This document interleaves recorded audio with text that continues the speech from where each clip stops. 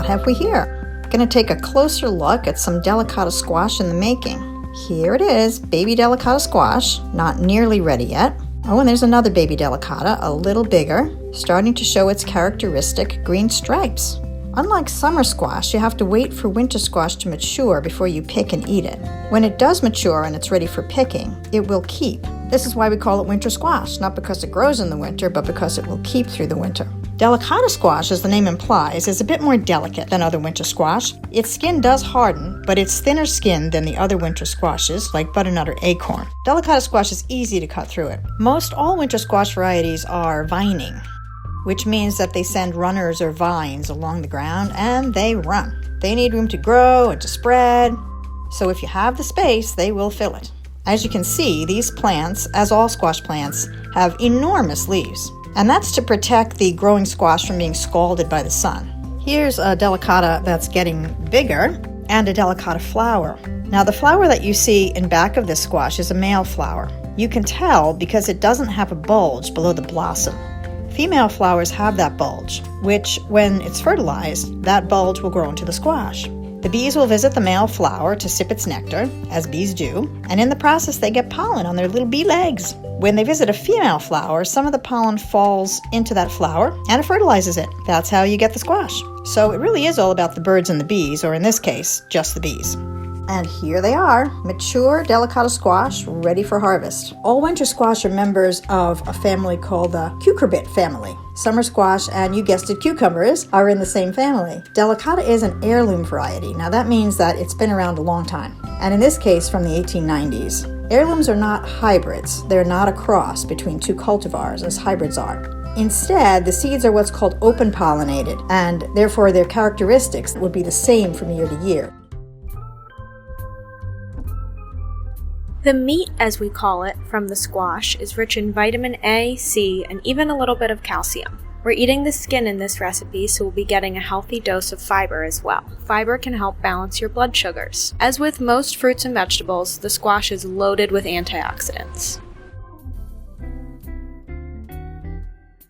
Today we're going to be making delicata squash with lime butter. The fun part about delicata squash is that it is a squash you can eat the skin. This is why it's one of my favorites when it comes into season. It's really easy to incorporate into just about any meal.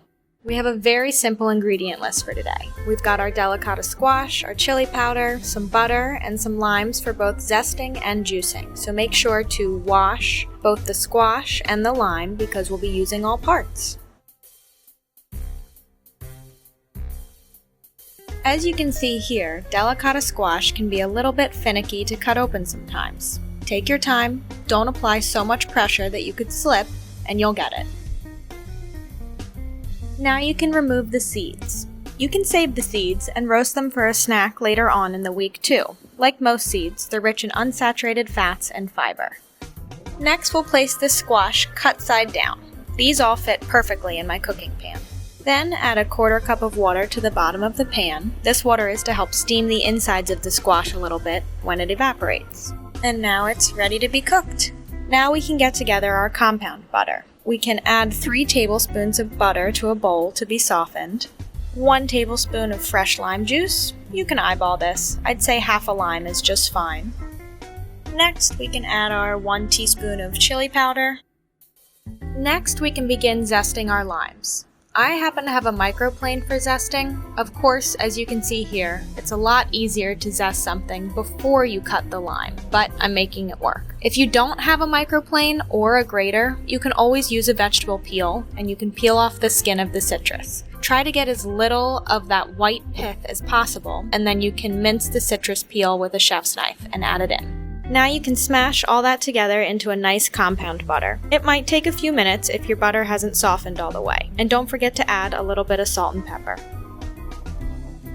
After about 30 to 40 minutes, your delicata squash should be nice and soft. Test it with a fork to see if they're tender enough or to your liking. The great thing about delicata squash, and I'll keep saying it, is that you can eat the skin. More fiber, less time prepping, more time spent enjoying your delicious meal. Now you can take your compound butter and spoon it over the squash. It should melt pretty easily. The heat from the squash will help infuse the lime butter flavor.